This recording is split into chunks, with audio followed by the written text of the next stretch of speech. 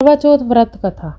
एक गांव में एक साहूकार के 7 बेटे और एक बेटी थी। सातों भाइयों और बहनों में बहुत प्यार था। करवा चौथ के दिन सेठानी ने सातों बहुओं और बेटी के साथ करवा चौथ का व्रत रखा।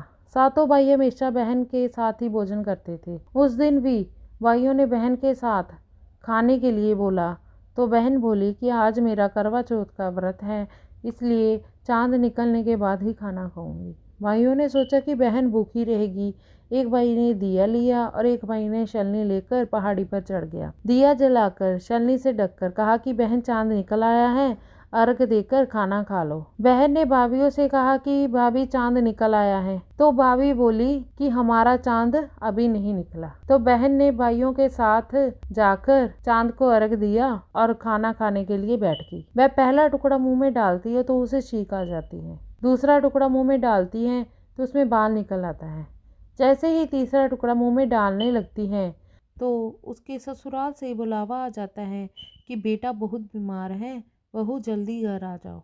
उधर जैसे ही माँ ने बेटी के कपड़े निकालने के लिए बक्सा खोला तो उसके हाथ में सफ़ेद कपड़े ही आते हैं। लड़की सफ़ेद कपड़े पहनकर ससुराल के लिए रवाना होने लगती है तो माँ सोने का एक सिक्का उसकी साड़ी के पल्लू में बांध देती हैं और कहती हैं कि रास्ते में सबके पैर छूते जाना और जो अमर सुहाग का आशीर्वाद दे तो उसे वह सिक्का देकर पल्लू में गांठ बांध देना। रास्ते में बहुत लोगों ने आशीष दिए पर अमर सुहाग का आशीर्वाद किसी ने नहीं दिया। चलते चलते जब उसके ससुराल का दरवाजा आया तो दरवाजे में घुसते ही उसकी छोटी ननद खड़ी थी। वह उसके पैरों में पड़ी तो ननद ने उसे आशीष दी, सीली हो, सपूती हो, 7 पूत की माँ हो।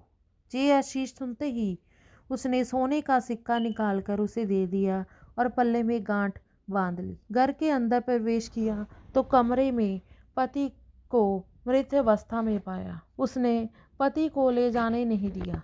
वह अपने मृत पति को लेकर रहने लगी और पति की सेवा करती रही। सासू बचा हुआ ठंडा बासी खाना नौकरानी के हाथ ये कहकर भिजवाती कि मुर्दा सेवनी को खाना दे गया। कुछ दिन बाद माघ महीने की तिल चौथ आई तो उसने माता से प्रार्थना की। कहा, माता मुझे मेरी गलती का पश्चाताप है, मुझे माफ़ कर दो।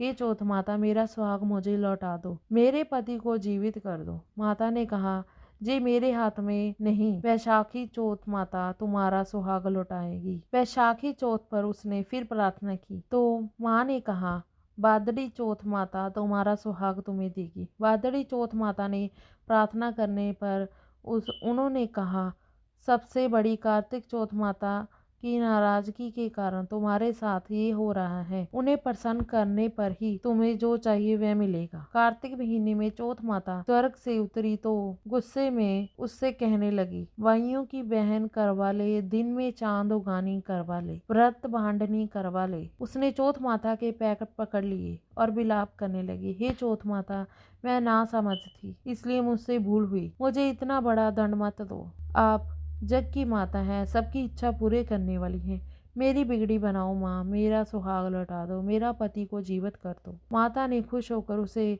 अमर सुहाग का आशीर्वाद दे दिया। उसका पति उठा और बोला, मुझे तो बहुत नींद आई। तब उसने अपने पति को बताया कि वह 12 महीने से उसकी सेवा कर रही थी और चौथ माता ने उसका सुहाग उसे लौटाया है। पति ने कहा, हमें चौथ माता का उद्यापन करना चाहिए। उसने चौथ माता की कहानी सुनी और उद्यापन कर चूरमा बनाया।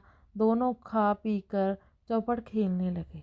नौकरानी खाना लेकर आई तो वह देखकर तुरंत जाकर उसकी सास को बताया। सास ने आकर देखा तो वह बहुत खुश हुई। बहू से पूछा, ये सब कैसे हुआ? बहू ने सास के पैर छुए और बताया कि ये चौथ माता का आशीर्वाद है। सभी लोग चौथ माता की कृपा देखकर बहुत खुश हुए। सभी स्त्रियों ने पति की दीर्घायु के लिए चौथ माता का व्रत करने का निश्चय किया। ये चौथ माता जैसे साहूकार की बेटी का सुहाग अमर किया, वैसे सभी का करना। कहने सुनने वाले को, हुंकारा भरने वाले को, सभी को अमर सुहाग देना। जय करवा चौथ माता।